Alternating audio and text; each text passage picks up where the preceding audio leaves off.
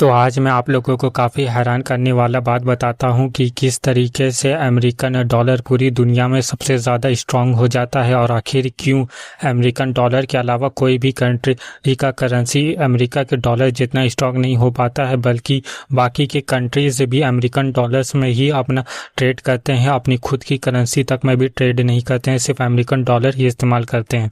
ऐसा आखिर कैसे हो पाया, इस चीज़ को मैं स्टार्टिंग से लेकर के एंड तक बताता हूँ। तो शुरुआत होती है 1900 के टाइम में, जब पूरी दुनिया में ब्रिटिश पाउंड्स चला करता था। आज जैसे अमेरिकन डॉलर है वैसे 1900 के टाइम में ब्रिटिश पाउंड्स चला करता था। और ये जो ब्रिटिश पाउंड था वो गोल्ड से बैक था, मतलब कि गोल्ड के बदले ब्रिटिश पाउंड्स मिला करता था।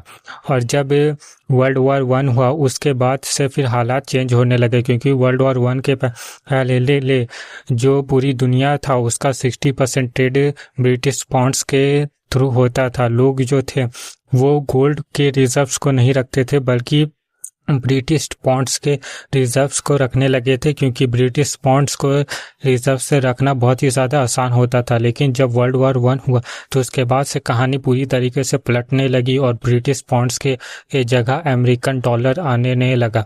सबसे पहले स्टार्टिंग में हुआ क्या, जब वर्ल्ड वॉर 1 स्टार्ट हुई तो उसके वजह से जो ब्रिटेन, जर्मनी जैसे जो ग्रोइंग इकोनॉमीज थे जो कि एक्सपोर्ट्स किया करते थे, वो ब्रिटेन एक्सपोर्ट करने के बजाय और भी ज़्यादा इंपोर्ट करने लगा, जिसके वजह से ब्रिटेन का जो गोल्ड था वो गोल्ड कंट्री से बाहर जाने लगा। और साथ में ब्रिटेन जो है वो बहुत ही ज़्यादा कर्जे में डूब चुका था। ब्रिटेन के ऊपर 7.6 बिलियन पाउंड्स का कर्जा था, जो कि ब्रिटेन की टोटल जीडीपी का तकरीबन 25% था।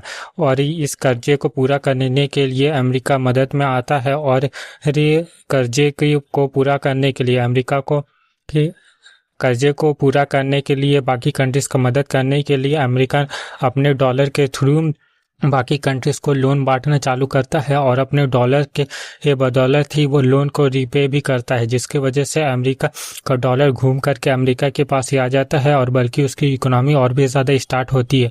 लेकिन असली गेम जो है वो वर्ल्ड वॉर 2 के बाद स्टार्ट होता है। जब वर्ल्ड वॉर 2 कंप्लीट होता है तो उस टाइम पे अमेरिका का वर्ल्ड बैंक और IMF जैसे बड़े इंस्टीट्यूशंस बनाता है, और इन इंस्टीट्यूशंस को बनाने के बाद अमेरिका अनाउंसमेंट करता है कि जितनी भी कंट्रीज़ है वो सभी कंट्रीज़ अमेरिका ने डॉलर में ट्रेड करेंगी, और जो कोई भी अमेरिकन डॉलर ला करके देगा उसे अमेरिका गोल्ड देगा। मतलब $1 के बदले कुछ ग्राम गोल्ड या कुछ हिस्सा गोल्ड का वापस मिल जाएगा। और इसी वजह से जितने भी कंट्रीज़ थे वो सभी डॉलर को लेकर के अपने गोल्ड रिजर्व्स को अमेरिका को देने लगे।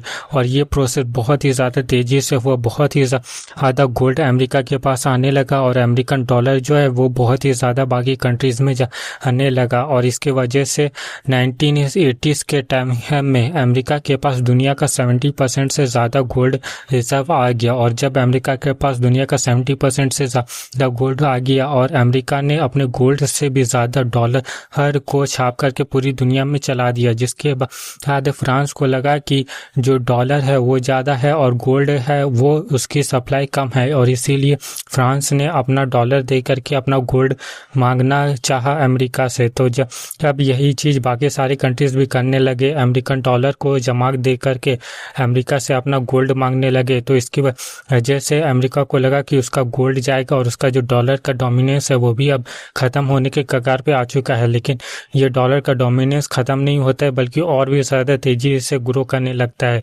और ऐसा इसलिए होता है क्योंकि अमेरिका अचानक से अनाउंसमेंट कर देता है कि अब कोई भी इंसान डॉलर लेकर के आएगा तो उससे गोल्ड नहीं मिलेगा। और इसके वजह ऐसे अब पूरी दुनिया के पास जितना भी डॉलर था वो डॉलर सभी आपस वैसा का वैसा ही पड़ा रह गया था। लेकिन अमेरिका ने कहा कि तुम लोग इस डॉलर को पड़े रहने मत दो, बल्कि डॉलर के बदौलत ही एक दूसरे से सामान खरीदो। जिसकी वजह से और बाकी कंट्रीज़ भी ऐसा ही इसलिए माने क्योंकि डॉलर उस टाइम तक बहुत ही ज़्यादा स्ट्रांग हो चुका था और अमेरिका की भी इकोनॉमी इतनी स्ट्रांग थी कि डॉलर के ऊपर भरोसा किया जा सकता था।